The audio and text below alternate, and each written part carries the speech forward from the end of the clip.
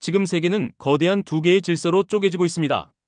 미국 중심의 기득권 세력인 G7과 기득권 세력에 맞서는 후발주자들의 모임, 바로 브릭스 세력이죠. 달러는 미국만 배부르게 한다. 그래서 브릭스는 이 숨막히는 탈달러 전쟁을 시작했습니다. 쉽게 말하면 G7은 부모 잘 만난 재벌 3세, 브릭스는 밑바닥에서 올라온 흙수저 또는 후발주자 같은 존재라고 할 수 있죠. 그런데 문제는 이 기득권 시스템 안에선 흙수저가 아무리 발버둥쳐도 후발주자들이 올라갈 수 없는 벽이 존재한다는 겁니다. 사람들은 말하죠. 열심히 살면 언젠간 너도 올라갈 거라고. 하지만 현실은 달랐죠. 그런데 이 계층 사다리를 단 한 나라만 끝까지 올라간 적이 있습니다. 그건 바로 대한민국이죠.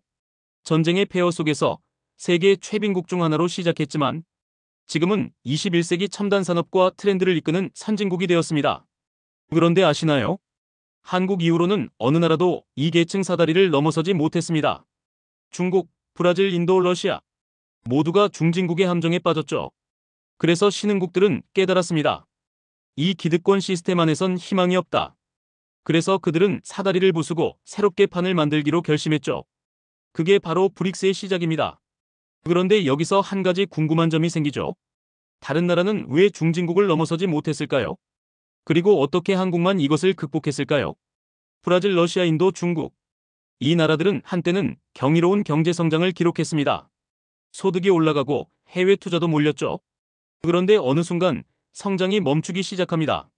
임금은 오르는데 생산성은 그대로이고 산업은 단순 조립과 자원 수출에 머물고 사회 인프라는 부족하고 정치는 부패하거나 불안정해집니다. 결국 기업은 경쟁력을 잃고 투자는 빠져나가면서 성장이 멈추게 되는 악순환에 빠지죠. 그걸 우리는 중진국의 함정이라고 합니다. 그러나 이 중진국의 함정에는 엄청난 비밀이 숨겨져 있습니다. 이 세상에는 보이지 않는 암묵적인 룰이 존재하고 모두가 이 틀 안에서 움직입니다.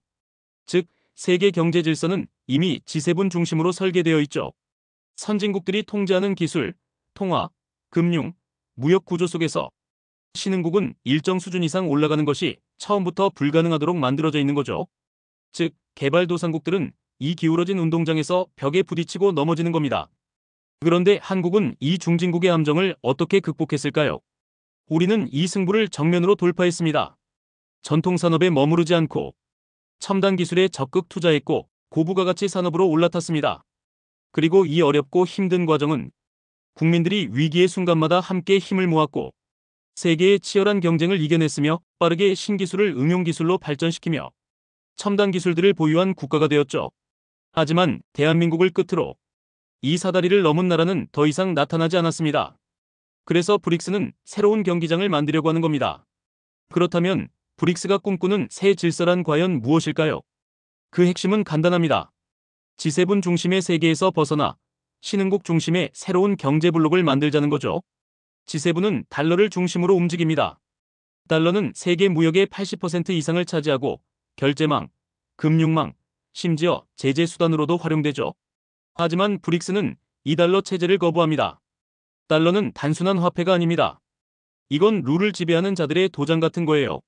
전 세계 거의 모든 나라가 원자재를 사거나 무역을 할 때 반드시 달러로 결제를 해야 합니다.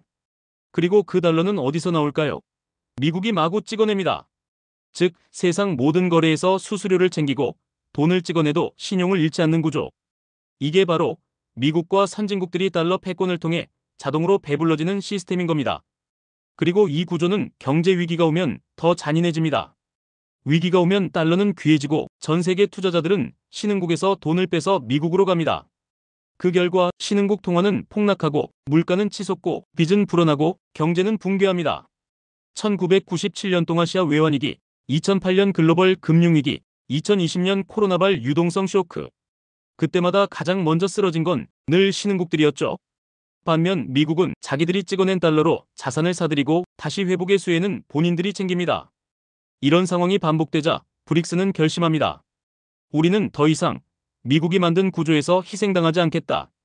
우리의 자원, 통화, 거래를 우리가 결정하겠다. 그것이 바로 달러 중심 세계에 대한 브릭스의 반기이며 새로운 질서를 향한 선언입니다. 하지만 지금은 시대가 달라졌죠.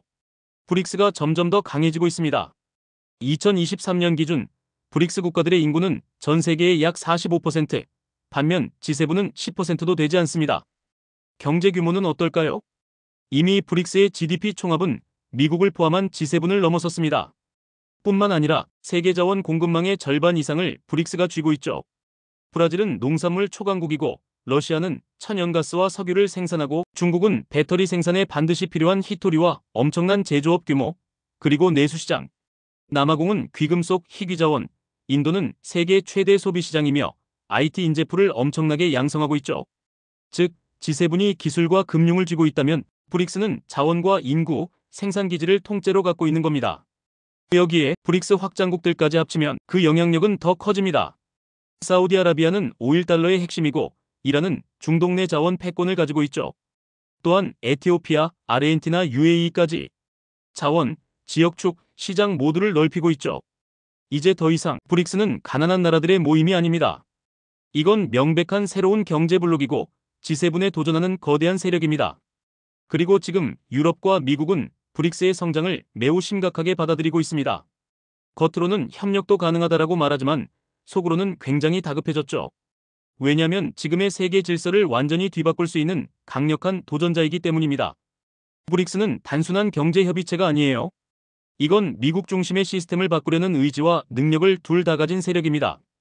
달러 없는 결제 시스템, 자국 통화로의 무역, 자원연합, 새로운 공급망, 새로운 무역 동맹. 이건 더 이상 흑수저들의 움직임이 아닙니다. 패권 자체에 대한 선언이고 도전이죠. 그래서 미국과 유럽은 브릭스를 점차 노골적으로 견제하기 시작합니다. 반도체 수출 통제를 통해 중국 기술 발전을 막고 러시아 제재를 통해 자원 공급 줄이며 중국 제품에 관세 폭탄을 매기고 있죠. 또한 탈세계화로 전 세계에 퍼진 미국의 공급망을 회수하고 나토의 글로벌 확장을 통해 안보망 확대를 추진하며 신흥국에 대한 투자 재편을 통해 브릭스 내부 갈라치기를 시도하고 있습니다. 그동안 G7은 룰을 만든 자로서 모든 나라가 이 룰을 따라야 한다고 생각했습니다. 하지만 이제는 그 룰을 바꾸자는 나라들이 생겨났고 게다가 그 나라들의 숫자도 영향력도 계속해서 커지고 있는 겁니다. 미국과 유럽 입장에선 이건 단순한 경제 문제가 아닙니다. 자신들의 권력과 지배력이 무너질 수 있는 실존적 위기인 거죠. 그래서 그들은 지금 경제, 외교와 안보, 기술, 심지어 문화까지 총동원해서 브릭스의 성장을 억누르려 하고 있습니다. 하지만 이미 세계는 변하기 시작했습니다. 누가 막더라도 그 흐름 자체를 되돌리긴 어렵습니다. 우리는 이 거대한 변화 속에서 어떤 선택을 해야 할까요? 지금 세계는 두 개의 질서로 갈라지고 있습니다. 하나는 기존의 룰을 지켜내려는 G7, 다른 하나는 새로운 룰을 만들려는 브릭스. 한국은 그 두 질서의 경계선에 서 있습니다. G20의 일원이자 브릭스 국가들과도 활발히 교류하는 국가. 세계 10위권 경제 규모를 가진 유일한 분단 국가이자 중간 국가. 기술력도 산업 기반도 갖췄지만 자원도 없고 지정학적 리스크도 높은 나라. 그렇기 때문에 한국은 선택보다 더 중요한 전략이 필요한 시점에 와 있습니다. 단순히 한쪽 편을 드는 것이 아니라 우리만의 생존 방정식을 만들어야 합니다. 경제는 늘 정치보다 빠르게 움직입니다. 기술은 그보다 더 빠르게 질서를 바꿉니다. 우리는 준비하고 선택해야 합니다. 과거의 질서에 안주할 것인가? 아니면 변화 속에서 우리만의 미래를 만들어낼 것인가? 지금까지 시청해주셔서 감사합니다. 이 영상이 마음에 드셨다면 구독과 좋아요 부탁드립니다. 저는 또 유익하고 재미있는 영상으로 찾아뵙겠습니다.